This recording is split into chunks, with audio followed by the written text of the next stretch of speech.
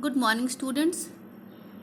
आज हम पाठ 4 मनुष्यता पढ़ेंगे। मनुष्यता कविता राष्ट्रकवि श्री मैथिली शरण गुप्त की रचना है। राष्ट्रकवि श्री मैथिली शरण गुप्त की रचनाओं में देश प्रेम तथा भारत के प्राचीन गौरव के प्रति समादर भाव की उत्कृष्ट अभिव्यक्ति हुई है। भारत भारती, गुरुकुल, साकेत आदि गुप्त जी के प्रसिद्ध काव्य हैं। गुप्त जी द्वारा रचित प्रस्तुत कविता में उदारता, परोपकार, पारस्परिक सहयोग एवं सद्भाव को अपनाने तथा स्वार्थ का परित्याग करके मानवोचित जीवन बिताने का स्वस्थ संदेश दिया गया है। प्रकृति के अन्य प्राणियों की तुलना में मनुष्य में सोचने की शक्ति अधिक होती है।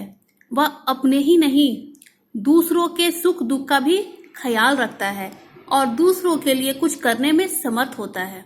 जानवर जब चारागाह में जाते हैं तो केवल अपने लिए चरकर आते हैं, परंतु मनुष्य ऐसा नहीं है। वह जो कुछ भी कमाता है, जो कुछ भी बनाता है, वह दूसरों के लिए भी करता है और दूसरों की सहायता से भी करता है। प्रस्तुत कविता में कवि अपनों के सुख दुख की चिंता करने वालों को मनुष्य तो मानते हैं, परंतु यह मानने को तैयार नहीं है कि उन मनुष्यों में मनुष्यता के सारे गुण होते हैं। कवि केवल उन मनुष्यों को महान मानते हैं जो अपनों के सुख दुख से पहले दूसरों की चिंता करते हैं। वह मनुष्यों में ऐसे गुण चाहते हैं जिसके कारण कोई भी मनुष्य इस मृत्यु लोक से चले जाने के बाद भी सदियों तक दूसरों की यादों में रहता है, अर्थात वह मृत्यु के बाद भी अमर रहता है। आखिर क्या है वे गुण, आइए हम इस कविता में समझेंगे। विचार लो कि मर्त्य हो, न मृत्यु से डरो कभी। मरो परंतु यूं मरो कि याद जो करे सभी। हुई न यो सुमृत्यु तो वृथा मरे वृथा जिए। मरा नहीं वही कि जो जिया न आप के लिए। यही पशु प्रवृत्ति है कि आप ही चरे। वही मनुष्य है कि जो मनुष्य के लिए मरे। मर्त्य का अर्थ है मृत्यु, यों का अर्थ है ऐसे, वृथा का अर्थ है बेकार, पशु प्रवृत्ति का अर्थ है पशुओं जैसा व्यवहार। कवि कहते हैं कि हमें यह जान लेना चाहिए कि मृत्यु होना तो निश्चित है, हमें मृत्यु से नहीं डरना चाहिए। कवि कहते हैं कि हमें कुछ ऐसा करना चाहिए कि लोग हमें मरने के बाद भी याद रखें।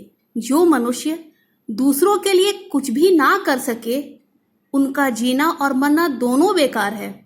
मरकर भी वह मनुष्य कभी नहीं मरता जो अपने लिए नहीं दूसरों के लिए जीता है, क्योंकि अपने लिए तो जानवर भी जीते हैं।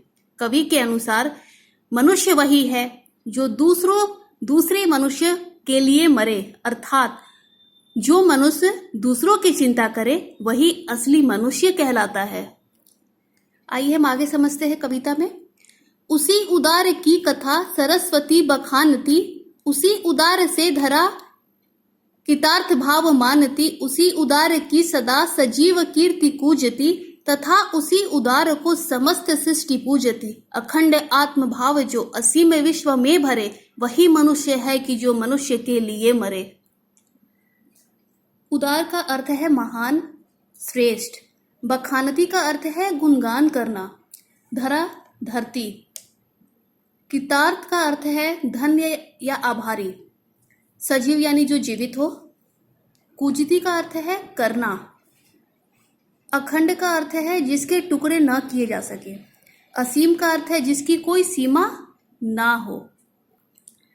कवि कहते हैं कि जो मनुष्य अपने पूरे जीवन में दूसरों की चिंता करता है, उस महान व्यक्ति की कथा का गुणगान सरस्वती अर्थात पुस्तकों में किया जाता है। पूरी धरती उस महान व्यक्ति की आभारी रहती है। उस व्यक्ति की बातचीत हमेशा जीवित व्यक्ति की तरह की जाती है और पूरी सृष्टि उसकी पूजा करती है। कवि कहते हैं कि जो व्यक्ति पूरे संसार को अखंड भाव और भाईचारे की भावना में बांधता है, वही व्यक्ति सही मायने में मनुष्य कहलाने योग्य होता है। आइए अब आगे समझते हैं। चलो अभिष्ट मार्ग में सहर्ष खेलते हुए, विपत्ति विघ्न जो पड़े उन्हें ढकेलते हुए। घटे न हेल मेल हाँ बढ़े न भिन्नता कभी, अतर्क एक पंथ के सतर्क पंथ हो सभी। तभी समर्थ भाव है कि तारता हुआ तरे, वही मनुष्य है कि जो मनुष्य के लिए मरे। अभिष्ट का अर्थ है इच्छित या चाहा हुआ, जो हम चाहते हैं। मार्ग रास्ता, सहर्ष अपनी खुशी से, विपत्ति यानी संकट,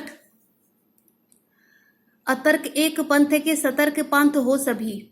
इसका अर्थ है कि जब सभी लोग एकमत होकर सतर्कता पूर्वक एक ही पथ पर चले, अर्थात उनमें अलगाव की भावना ना हो। पंथ का अर्थ है पथिक यानी राही, और समर्थ का अर्थ है योग्य। कवि कहते हैं कि मनुष्यों को अपनी इच्छा से चुने हुए मार्ग में खुशी खुशी चलना चाहिए। रास्ते में कोई भी संकट या बाधाएं आए, उन्हें हटाते चले जाना चाहिए। मनुष्यों को यह ध्यान रखना चाहिए कि आपसी समझ न बिगड़े और भेदभाव न बढ़े। बिना किसी तर्क वितर्क के सभी को एक साथ लेकर आगे बढ़ना चाहिए।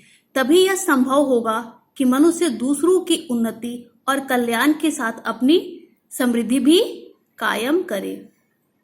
धन्यवाद।